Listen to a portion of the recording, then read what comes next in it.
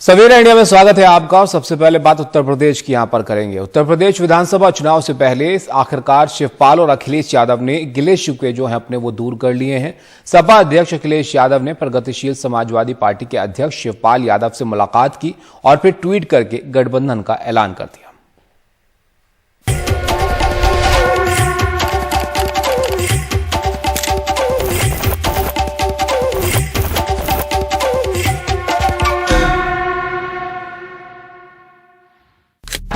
अखिलेश यादव ने अपने चाचा शिवपाल के साथ ये तस्वीर ट्वीट कर गठबंधन का ऐलान किया।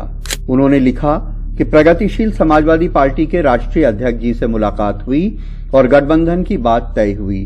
क्षेत्रीय दलों को साथ लेने की नीति सपा को निरंतर मजबूत कर रही है और सपा और अन्य सहयोगियों को ऐतिहासिक जीत की ओर ले जा रही है। अखिलेश यादव इस चुनाव में अलग अलग जातियों में असर रखने वाली छोटी छोटी पार्टियों से गठबंधन कर रहे हैं। अभी तक 6 छोटे दलों से उनका गठबंधन हो चुका है। इनमें राष्ट्रीय लोक दल, सुहेलदेव भारतीय समाज पार्टी, महान दल, जनवादी पार्टी सोशलिस्ट, अपना दल कमेरावादी और प्रगतिशील समाजवादी पार्टी शामिल हैं। यही नहीं, उन्होंने राजभर और कुर्मी समाज के बीएसपी के 2 बहुत बड़े नेताओं रामाचल राजभर और लालजी वर्मा और पूर्वांचल में ब्राह्मणों के सबसे बड़े नेता माने जाने वाले हरिशंकर तिवारी के परिवार को भी पार्टी में शामिल किया है। छोटे छोटे दलों से गठबंधन की अहमियत पे अखिलेश बताते हैं, जब इतने लोग साथ हैं और सब दल के झंडे हमारे साथ हैं तो इतनी रंग बिरंगी पार्टी किसी के पास नहीं होगी। इतने रंगों को जोड़ करके आगे चलने का काम किसी ने नहीं किया होगा। समाजवादी लोग सब रंगों को जोड़ करके एक शानदार और खूबसूरत गुलदस्ता बनाना चाहते हैं। यादव परिवार में मनमुटाव के बाद शिवपाल यादव ने 29 अगस्त 2018 को प्रगतिशील समाजवादी पार्टी बना ली थी, लेकिन अब फिर उनकी घर वापसी की शुरुआत हो गई है। हालांकि बीजेपी कहती है कि इसका चुनाव पर असर नहीं होगा। बीएसपी और समाजवादी पार्टी से गठबंधन बड़ा नहीं हो सकता। अब वो गठबंधन जब धराशायी हो गया, सपा और कांग्रेस का गठबंधन भी कोई कमजोर गठबंधन नहीं था, वो धराशायी हो गया। तो छोटे मोटे गठबंधन की बात करके आप तुलना क्यों कर रहे हैं? मैं समझता हूँ बीजेपी का मुकाबला किसी से नहीं है, इन सब का मुकाबला आपस में है। शिवपाल समाजवादी पार्टी के बहुत पुराने और बहुत बड़े नेता रहे हैं, बड़े संगठनकर्ता हैं। उनके अखिलेश यादव के साथ आने से दोनों दलों को फायदा हो सकता है और ये एक संदेश भी जाएगा कि यादव परिवार अब एक हो गया है। लखनऊ में कैमरामैन विनीत वर्मा के साथ कमाल खान, एनडीटीवी इंडिया। इस बार के पंजाब और विधानसभा चुनाव के लिए अरविंद केजरीवाल ने अपनी पहली जनसभा बादल परिवार के गढ़ में की और इस जनसभा में अरविंद केजरीवाल ने पंजाब के मुख्यमंत्री चरणजीत सिंह चन्नी पर जमकर हमले किए, लेकिन बादल परिवार या अकाली दल पर कोई खास निशाना नहीं साधा। पंजाब के लांबी से हमारे संवाददाता शरद शर्मा की रिपोर्ट आप देखिए।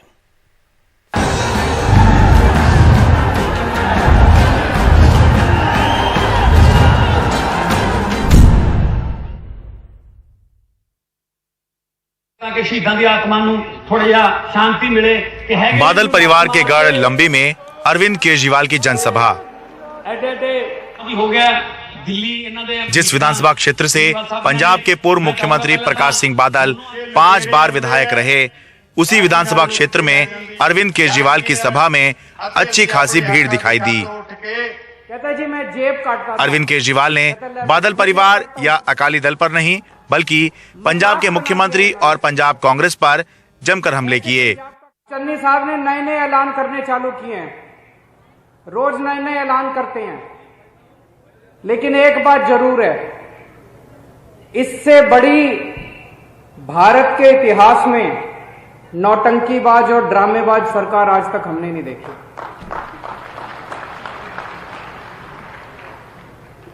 अभी थोड़े दिन पहले मैं चन्नी साहब का इंटरव्यू सुन रहा था टीवी में।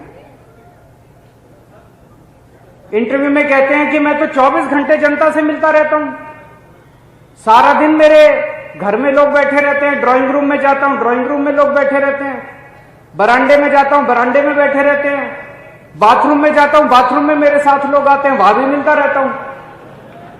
मुझे लगता है दुनिया के इतिहास में पहला सीएम होगा जो बाथरूम में भी लोगों से मिलता रहता है। अफसर बन के अरविंद केजरीवाल ने अपील की कि कांग्रेस और अकाली दल को कई मौके मिल चुके हैं, इस बार एक मौका आपको दें। कांग्रेस को आपने 25 साल दिए, इन्होंने 25 साल में कुछ नहीं किया तो अगले 5 साल में भी ये कुछ नहीं करने वाले। आपने अकाली दल को 19 साल दिए, इन्होंने 19 साल में अगर कुछ नहीं किया तो अगले 5 साल में भी कुछ नहीं करने वाले। दिल्ली के लोगों ने हमको 5 साल दिए थे, हमने इतना शानदार काम करके दिखाया कि दिल्ली वालों ने दोबारा 5 साल दे दिए, अब तीसरी बार भी 5 साल दे दिए उन लोगों ने हमको। बार बार दिल्ली के लोग, एक बार आप हमें मौका देके देखो, आप बाकी सारी पार्टियों को भूल जाओ। लेकिन इस दौरान आम आदमी पार्टी की पंजाब यूनिट के मुखिया भगवंत मान ने बादल परिवार पर जमकर हमले किए। ਉਹਦੇ ਵਿੱਚ ਬੈਠੀ ਸੀ ਹਰਸਿਮਰਤ ਕੌਰ ਜਦੋਂ ਆਡੀਅנס ਬਣ ਕੇ ਆਏ ਸੀ 5 ਜੂਨ ਨੂੰ। ਜੇ ਕਿਤੇ ਉਸੇ ਦਿਨ ਹੀ ਵਿਰੋਧ ਕਰ ਦਿੰਦੀ, ਜੇ ਕਿਤੇ ਉਸੇ ਦਿਨ ਹੀ ਅਸਤੀਫਾ ਦੇ ਦਿੰਦੀ ਤਾਂ ਸ਼ਾਇਦ ਐਡਾ ਵੱਡਾ ਅੰਦੋਲਨ ਨਾ ਹੁੰਦਾ। ਤੇ ਮਹੀਨਾ ਤਾਰੀਫ ਕਰੀ ਗਿਆ ਸਾਰਾ ਟੱਬਰ, ਬਹੁਤ ਸੋਹਣੇ ਬਿੱਲ ਨੇ, ਬੜੇ ਵਧੀਆ ਬਿੱਲ ਨੇ। ਜਦੋਂ ਪ੍ਰੈਸ਼ਰ ਵੱਧ ਗਿਆ ਜਥੇਬੰਦੀਆਂ ਦਾ, ਅੰਦੋਲਨ ਦਾ, ਫਿਰ ਉੱਥੇ ਅਸਤੀਫਾ ਦੇਣ ਦਾ, ਉੱਥੇ ਪਾਰਲੀਮੈਂਟ 'ਚ ਸੁਖਬੀਰ ਬਾਦਲ ਕਹਿੰਦਾ ਮੈਂ ਵੀ ਕਿਸਾਨ ਆ। पंजाब विधानसभा चुनाव 2022 के लिए अरविंद केजरीवाल की पहली जनसभा बादल परिवार के गढ़ लंबी में थी। माना जा रहा था कि बादल परिवार पर, अकाली दल पर जमकर हमले अरविंद केजरीवाल करेंगे, लेकिन ऐसा कुछ भी नहीं हुआ। इसके 2 कारण हो सकते हैं। पहला, इस समय पंजाब की सत्ता में कांग्रेस है और अरविंद केजरीवाल चाहते हैं कि सीधा मुकाबला कांग्रेस से किया जाए, इसीलिए सीधे हमले कांग्रेस पे किए गए और अकाली दल को या बादल परिवार को इग्नोर किया गया। और दूसरा, पंजाब में इस बार एक बात बहुत मजबूती से निकल के आ रही है, वो ये है कि पंजाब विधानसभा चुनाव 2022 सीधा कांग्रेस बनाम आम आदमी पार्टी होने वाला है। लंबी पंजाब से अपने कैमरा सहयोगी अश्विनी मेहरा के साथ मैं शरद शर्मा, एनडीटीवी इंडिया। और कांग्रेस ने गोवा विधानसभा चुनाव 2022 के लिए गुरुवार को 8 उम्मीदवारों की पहली सूची जारी की। पूर्व सीएम दिगंबर कामत मडगांव विधानसभा सीट से चुनाव लड़ेंगे, जो इसी सीट से विधायक भी हैं। कांग्रेस राज्य में गोवा फॉरवर्ड पार्टी के साथ गठबंधन में चुनाव लड़ने वाली है।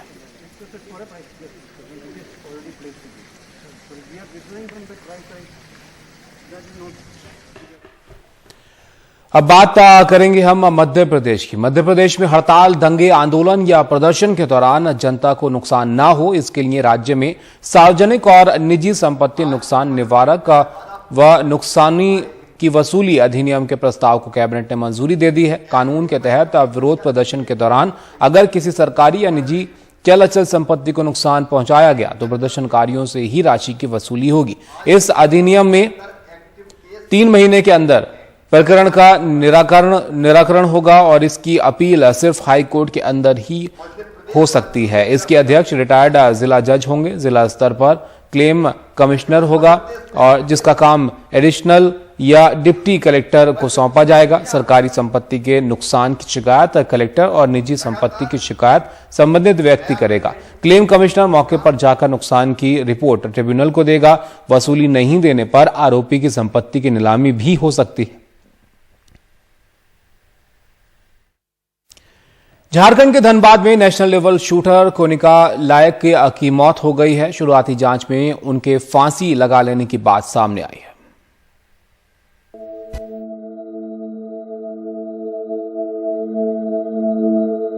धनबाद में राष्ट्रीय शूटर कोनिका लायक के घर में सन्नाटा पसरा हुआ है। कोनिका की मौत की खबर के बाद पूरा परिवार कोलकाता गया हुआ है। शुरुआती जांच में कहा जा रहा है कि कोनिका ने फांसी लगा ली थी। उनकी मौत पर उनके जानने वालों को यकीन नहीं हो रहा है। फरवरी में कोनिका की शादी होने वाली थी। परिवार वाले भी उसको काफी सपोर्ट करते थे। आर्थिक स्थिति से संपन्न नहीं होने के बाद भी परिवार वाले कहते थे कि हम एक टाइम खा लेंगे लेकिन तुम खेलो, तुम अपनी प्रतिभा को निखारो। तो कहीं से वैसा उसके ऊपर कहीं से कोई मेंटली दबाव नहीं था और जांच तो होनी चाहिए उच्च स्तरीय। राज्य सरकार से निवेदन है, फिर से राज्य सरकार से निवेदन करता हूं कि उच्च स्तरीय जांच कराई जाए। कोनिका ने बॉलीवुड अभिनेता सोनू सूद को 10 मार्च को ट्वीट में टैग करके मदद की गुहार लगाई थी। कोनिका अपने दोस्त की राइफल से अभ्यास करती थी। सामाजिक कार्यकर्ता अंकित राजगढ़िया ने भी सोनू से कोनिका की सिफारिश की थी। सोनू ने 24 जून को उनके लिए 2,70,000 की जर्मन राइफल भेजी थी। सोनू ने कहा था कि गोल्ड जीतकर वो उन्हें शुक्रिया अदा कर सकती हैं। अगस्त से कोनिका कोलकाता में पूर्व राष्ट्रीय चैंपियन जयदीप करमाकर के कैंप में अभ्यास कर रही थी। इस तरह की ये घटना को अंजाम देगी ये हम भी समझ नहीं पा रहे हैं। निश्चित रूप से कहीं ना कहीं इसमें कुछ और भी बात हो सकती है, तो हम ये आग्रह करना चाहेंगे कि प्रशासन से भी और बंगाल सरकार से भी कि इसकी जांच कराई जाए। अगर जांच कराएंगे तो निश्चित रूप से कुछ न कुछ सामने आएगा ही आएगा। बहुत ही दुख की बात है और ये बहुत ही स्तब्ध करने वाली ये घटना है। इसी साल अहमदाबाद में आयोजित एक टूर्नामेंट में वो टारगेट से छेड़छाड़ की दोषी पाई गई थीं, जिसके बाद उन्हें टूर्नामेंट से बाहर कर दिया गया था। तभी से वो तनाव में थीं। चिंता की बात है कि पिछले 4 महीनों में 4 शूटर्स ने आत्महत्या की है। धनबाद में कुंदन सिंह के साथ रांची से हरिवंश की रिपोर्ट, एनडीटीवी इंडिया।